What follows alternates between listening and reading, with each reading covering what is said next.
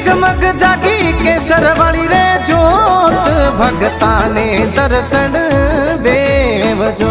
ओ मैया भगत आया थोड़े दरबार भगतों री विनती सांभलो। हो आई जी शक्ति रखई जो अवतार थोड़ी महिमा अपरम पार जी।